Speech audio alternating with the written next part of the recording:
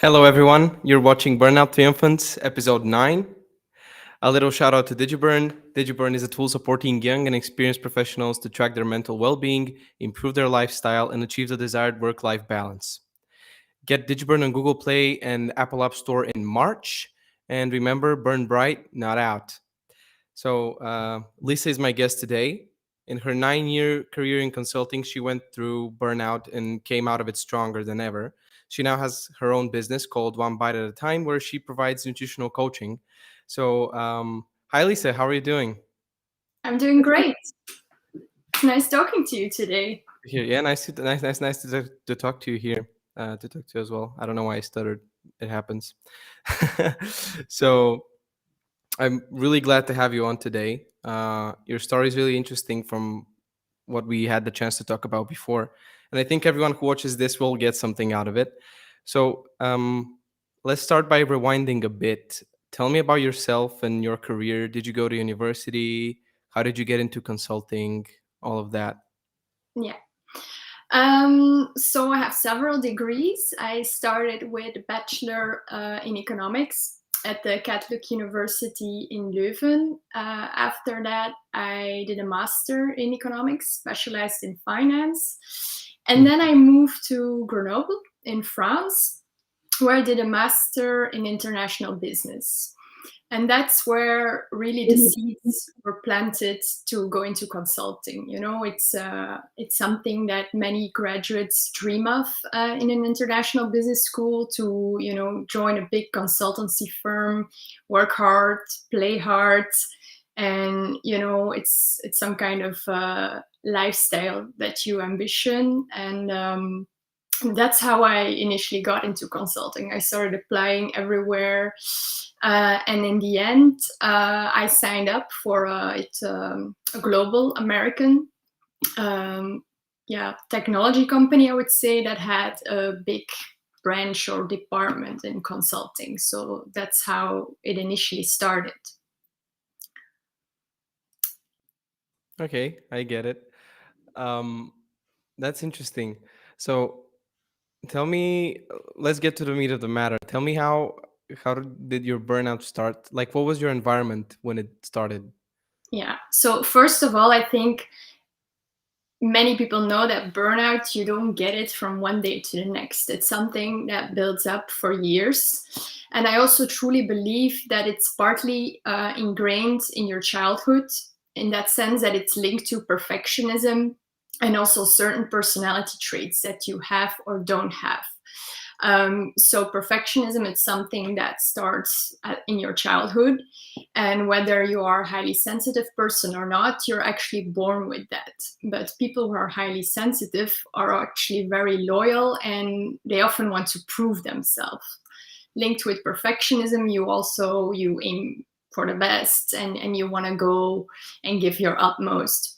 So these two traits that I have, I took them with me in my consultancy career.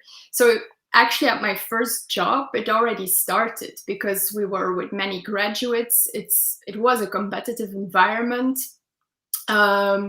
And you had to prove yourself. And also I set very high ambitions for myself. I wanted to grow the corporate ladder, and as fast as possible, of course. Fast track was something I really wanted to do. So I wanted to have also that label of high performing consultant. And so during the first years on the job, it actually already started brewing that burnout, because I had to prove myself at that new company. At the same time, I got some personal struggles with my mother was ill. I had to write my thesis. And, I also had a personal trainer because I wanted to be fit. And also it's known that when you're fit, that you can perform better. So instead of working out for fun, for me, it was a tool to perform and work even better. I also got a car accident in the first year that I started working. And that was the first time I thought, I'm going to improve my life. I need a better work balance. Well, I guess that didn't happen because as I continued my career and I moved companies, I joined EY.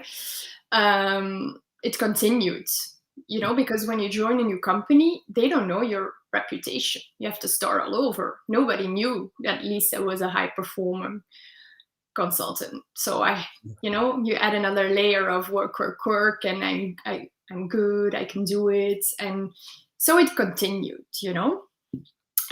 because as a consultant, you have your project work, but then on top of that, you have, like we call it, extracurricular activities, where you do internal projects, work on, for instance, I worked on D&I, diversity and inclusivity, organizing team meetings. With another colleague, I worked on the town hall. So it never really stops unless you say stop. Yeah. Lots of stuff. Wow. Okay. Well, I'm wondering, do you think that there's something in the sphere of consulting and working in consulting that maybe contributes to burnout? Or do you think no? I'm wondering if, so a specific type of job maybe to you means something more in terms of burnout. I think you have burnout in all industries because it's Sure. strictly tied also to you as a person, as your personality. But I do think, well, it's known to be a competitive environment, and I know at EY they're very human, they're very people oriented. I always experience that, but you still at the end of the day need to deliver, and sometimes there are gonna be tight deadlines and you have clients that ask for do something extra, and you're willing to do that, and before you know it, you're doing that every day. So I think it's a little bit inherent to the job, but it's also surely linked to yourself and how you manage your health, your personal life, finding that balance, and also acknowledging what you need and stepping up for yourself. Because otherwise everyone would be burnout in consulting, which is not the case. Yeah. For sure. There's two parts that need to be taken care of, and it's the individual side and the organizational side, and things are okay. It sucks that sometimes the organizational side doesn't work, so you have to do it all yourself. But you know, I think things are moving in a better direction. So I'm wondering, did you have like a low point of how you felt and everything, and how did it look like? How did your life look at your lowest? Yeah. So my lowest, it definitely happened. If we look at the timeline, it was, I believe, November 2018. Mhm. I really started having my lowest. It was when I switched between clients, from, yeah, it was also different contexts in terms of business, so different topic, let's say. And I stopped there on a Friday and I went to the new client on a Monday, which is a very bad idea. I would recommend everyone to take a break in between projects. And there it was hard because I felt like I'm not absorbing the knowledge. So burnout, you have three, let's say, you have symptoms that can be categorized. You have the mental issues, psychological and physical. And from the mental point of view, I felt I was much slower in absorbing all the new info, on getting to know that new huge organization, because it was also a global bank, very, very big, very complex, new clients, all of that. It was difficult to absorb. So I felt, I'm slower than usually. I cannot concentrate that well. Like, what's going on, Lisa? I felt I started doubting myself, like that high performing consulting. I felt I wasn't that consultant anymore. And then from a psychological point of view, I started crying a lot. So I was crying every week with my engagement manager, like, I need to do too much, I'm exhausted, what's going on. I started to cry in meeting rooms and in the bathroom. It was strange because there were all these signs, but I didn't know the signs. Also very irritable. I could have anger explosions at home. I Mhm. was back then living with my sister, so I wasn't always the nicest person to her. And physically as well. So physically, I could not digest anything anymore. Like the only thing I ate in the evening in the end was Weetabix with plant-based milk, and I started losing weight. So I've always been a slim person, but it really went down every week. My clothes became too big. I was not eating much. Also, I wasn't that hungry anymore. So it was all kind of symptoms. And the thing is, I tried to solve it by working even more. I thought like, okay, you're slower, you cannot absorb the knowledge, you're very emotional, but you have to deliver. So I started stretching my days. But that, yeah, because you're less efficient, it didn't really work. And then over the weekends, I was trying to catch up, but then I was dreading Monday. I dreaded going back to the client on Monday and going back to work. And at some point you feel hopeless. You don't enjoy anything in life anymore. You're only working and you feel like a failure. You completely feel like you're failing your life. And also I stopped giving up all the things I loved, the social things, the working out. I could not do that anymore. So I gave that up too. The cycling, the running coach. I let go, and everything was about work. Wow. So Yeah. Did that feeling of, um, basically not recognizing yourself, did that make you feel some type of way? How did you feel because of that? I felt sad, and like I lost myself in a way. I was not me anymore. Yeah, exactly. Not that performer, not that person that likes social activities, all that. Yeah, That must be a very mind-boggling feeling at best. yeah, it was terrible because in December then, and also I forgot to mention that my grandfather died at the same time when I was in my low, so that was also an emotional hit. Yeah. It was the first person dying in our family, so that was intense. And then we went on vacation with my family into Japan, so great trip you would say, but 3 weeks. And I was just exhausted there. I could not keep up with them. I was not again digesting the very nice food. On Christmas Eve, I was just lying in my bed and they went to a nice restaurant and I just stayed in the hotel. And then when we went skiing, I could barely ski for 2 hours. I was just exhausted. Even that's supposed to be an amazing trip, and part it was, but partly you have this shadow. I was a shadow, you know. Yeah. The burnout gave me that shadow. So it ruins your life in a way at that point. Wow. Well, let's get to the good part. Yeah. I asked you this when we talked a week ago. We tend to have two types of people when we do these interviews. One of first type is the people that have like an immediate realization of something's wrong. I need to fix everything right now. And then there's other people that gradually try to get better. So would you say you recognize yourself in one of the categories, or are you somewhere in the middle? How do you feel about that?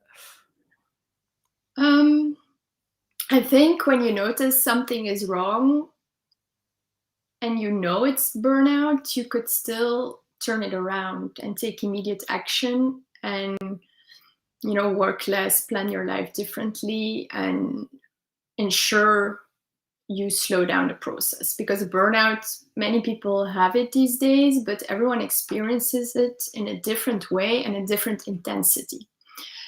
So in my case, I did try to raise the alarm with my partners. They helped me by discussing with the client that the workload I was doing was way too high. Me myself, I was discussing as well to get more people on board to help me. So we tried, but physically it was too late for me, because at some point I had a big delivery. I finished the delivery. And then I sent a message to my sister. I wasn't feeling well. I was again losing weight, so I was below 48 kilo then. And she was in the States, and she informed my mother. And then my mother called me like, "You're gonna go home right now. It has gone way too far. You're going to the doctor right now." And I listened. I listened because I was talking to her while I was crying in the board room, in the meeting room, secretly again. I cannot do this anymore. And I said that to the manager, like, "I'm gonna go. I don't feel well," because I knew the delivery is done. I don't care. So I went home, and that's the day. That's 12th of February, 2019 back then, and I cracked. So for me, it wasn't possible to try to fix myself. It was way too late because my body physically broke down. Like, I had severe digestive issues. In the end, I had insomnia for 6 months to a year because I had so much adrenaline in my body. We had to fix that first, the sleep. And then autoimmune diseases. So I'm definitely not part of the group that could have changed things. Maybe if I stopped 6 months earlier, it would have been less severe. But I'm definitely not part of, I think, a group. It was way too late. Yeah, but did you know that it was burnout? Or No, did you realize like after the fact? it was after the fact, and it was when I went to the doctor, like 2 days later. She says, "You have a burnout." And I was like, "Okay." And it took me a month and a half before I could say the word. I could not say it. Yeah. And I remember my partner back at the time, it's still the same one, but anyway, like saying to a colleague, yeah, for the first time, she was able to say it out loud that she's having burnout. Yeah, that's a big deal. First part of dealing with anything is acknowledgement. Yeah. It's normal to take a while, especially for you being you know, g- being a high performer and someone that prides herself in that. I mean, it should take a while to admit that. I get it. Yeah. Good thing that you listen to your mother. It's really Yes. props to that you listen to her. Um, how did you change things around? How did you start to recover? What did you do? Yeah. So um, after a month or so, I realized I'm not gonna get out of this on my own. And I started building, I call it my medical ecosystem. So I started by contacting my coach I had 2 years before to work on perfectionism. I wrote her a mail and said, it happens anyway. It happened. I'm at home. So I had my coach that works on perfectionism. I had a psychologist. I have found, after going around a bit, an amazing doctor in Ghent. I'm still working with her. It's Dr. Haji. She really helped me get through all of this. I had a kine because I had hip problems, osteopath, a nurse that gave me IV every second week or every week. I really built a team with knowledge about the matter around me. Just like you do in business, you create ecosystems. I had to build my medical ecosystem because I wouldn't have gotten out of it otherwise. It's gone way too far. So I had to build myself back up with all these pieces, and I worked with a very good nutritionist to get, help me with the food intolerances. And food also can give stress on your body if it doesn't suit you. So many, many little blocks actually. Yeah. Well, I'm wondering if you could, if you had to choose, could you choose a top three list of things that you did that helped you recover? For example, like food, training, sleeping, whatever you feel like it is. What's your top three? Yeah, that's a very good question. Food, psychologists, because you need to work on rewiring part of your brain in a sense, that you do feel like you are good enough without working 16 hours a day, or you need someone, a professional, that can help you with that. And sleep, for sure. You said it yourself. If you don't sleep well, or even if you have insomnia, long term, you cannot be at your best. You cannot perform. You will not be happy. Sleep is crucial. Yeah, sleep is a big deal. Yeah. I'm wondering about changing your mindset. How would you say that it's changed now? Do you have a different outlook? Is it even changed that much? Yeah, my mindset has shifted enormously, and I'm still working on that every day in a way.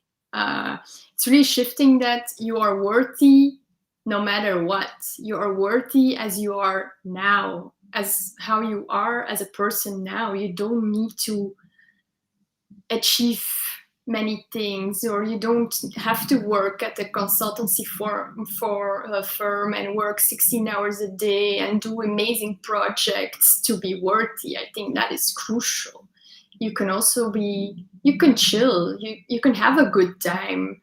You don't need to tidy your kitchen first before you lay down in the couch for a nap. It looks like silly things, but if you live like that, you put a huge stress and pressure on yourself, Yeah, so mindset is really important. yeah, yeah. I totally agree with that. What is one thing that if you had the chance you'd say to your past self before burning out? Well, it would be like, stop chasing success, and you're worthy as you are now. You are good enough. Because in the end, it often goes back to that one sentence, and with many people, you are enough. Yeah, that's a strong realization that I think we all need to go through that. Yeah. So, I mean, now you're feeling okay, right? Now Yeah. it's good. What do you do to stay healthy and balanced now? How does your day look like? My day, well, I get up in the morning between, it depends if I have a client or not, but I like to get up at 8. That's my perfect scenario because I need my sleep. And then I have my breakfast. I have some me time, so that could be that I do some yoga or journaling, or I meditate. Meditation became a very powerful tool as well in my recovery, and I'm still doing that. And then I start, if I have a client, I coach a client, or I work on some content on my business. Then I will have lunch. And in the afternoon, I read, work on content, or I coach. And then in the evening, I cook, have dinner with my family, and then I try to relax some more, go to the yoga studio, watch some Netflix, and go to bed on time. That remains. I need to have my sleep, or I immediately feel it. So I actively plan me time during the day so I can recharge my battery and be my best self, well, for myself, but also for my clients. Yeah, that's good. People write it down. You should have slots for me time. This is really important. It's really healthy. And I mean, your day sounds great. Sounds very balanced to me. Sounds very good. Um, so yeah, sounds good for sure. I mean, I like Netflix as well. I watch Netflix too. So yeah. Well, you talked about your business. I'm gonna give you the floor right now to tell everyone about what you do exactly. And by the way, all her links will be in the description down below. Okay, great, thanks. So my business is called One Bite at a Time, because my idea is like you can change your life, how you eat, how you feel, um, how you look at yourself, like one step at a time. Even if you don't feel well now, or if you don't eat, let's say, a very good meal now, the next meal, the next bite, you can change your life, because that's how it works, by changing habits one step at a time, and once often one small step at a time. So that's how you create habits. And when you have habits, you create long-term change. So what I do is I coach people, men and women, but I have to say mainly women, on nutrition, but also self-care, self-love. And that's actually very broad, because how you what you eat, so the nutritional aspect has an impact on your digestion, also stress levels, because stress can be anything. It's not just work, but if you eat foods that do not fit with your body, it also creates stress. It's about taking time to eat, enjoying your meal, chewing. All of that has an impact on how you feel. So I deal with nutritional topics, and then I also work, like I said, on these more holistic topics, the self-care topics. Loving yourself, mindful eating is very important for me, because that has an impact. If you just work on food, you will not get the result, the same result, and when you use a holistic approach.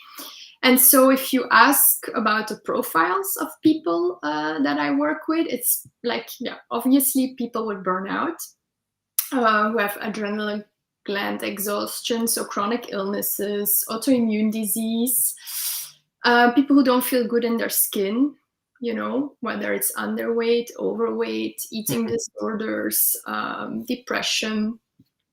So it's really a wide variety of people I work with, because I also, you heard me, I had my own struggles, so I can relate to these topics: burnout, chronic illnesses, eating problems too. I didn't mention that, but back in the day when I was super stressful, I also binged once in a while, on biscuits or ice cream, and that also I had to heal to become this better version of myself.